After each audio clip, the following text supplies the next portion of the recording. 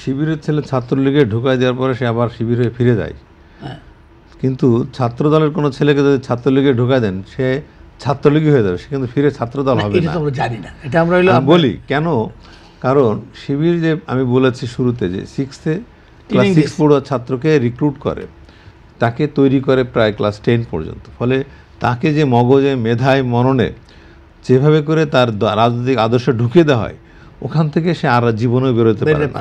কিন্তু তাকে আপনি ছাত্রলীগে ঢুকিয়ে দেন, ছাত্র দলে ঢুকিয়ে দেন, সে কিন্তু তার আদর্শিক জায়গা থেকে এতটুকু নড়ে না। কিন্তু এই জায়গাটা, এই স্ট্রং রাজনীতিটা কিন্তু বিএনপি করতে পারে না, পারবে না, কারণ আওয়ামী লীগও করে নাই। আমরা এরকম ট্রেনিং দিই না যে আপনি এক দলকে ঢুকে চুরের মধ্যে থাকেন, তারপর আইসা আবার আমাদের দল করে। প্রতিপক্ষের রাজনৈতিক কৌশল যখন আপনি না জানেন, আমি বলি না আপনার কৌশলটা গণমানুষের দল হিসাবে বিএনপি এটা মনে করে যে জনগণের কাছে যেতে হবে, কিন্তু জনগণের কাছে কে যাচ্ছে আগে?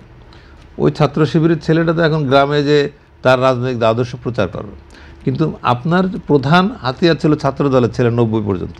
সেই ছেলেগুলো 90 পরে ধরেন যে 2001 সাল পর্যন্ত ছিল, কিন্তু এরপরে ছাত্র দলের বিকাশটা কিভাবে হয়েছে সেভাবে হয়েছে কিনা আমার কাছে হয়নি। আমি এটা বলি, তাহলে এই যে শূন্যতা, এটা শিবির পূরণ করে তাদের রাজনীতিকে তারা এগিয়ে নিয়ে গেছে। এটা তো সামনে বোঝা যাবে, তাদের এই শূন্যতা কিভাবে কাজে লাগবে ইলেকশনে বোঝা যাবে।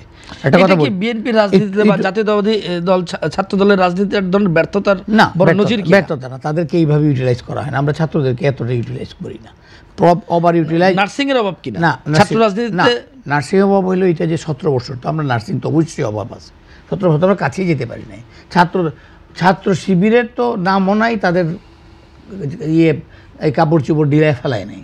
ছাত্র দলের তো একটা এস্টাবলিশ একটা দল, এবং এস্টাবলিশ তারা লোকজন কিন্তু ছিল। এইটা কি ছাত্র দলের এই যে ওদের ছাত্র শিবিরের যে কৌশল, সেখানে ছাত্র দলের কৌশলগত ত্রুটি কিনা?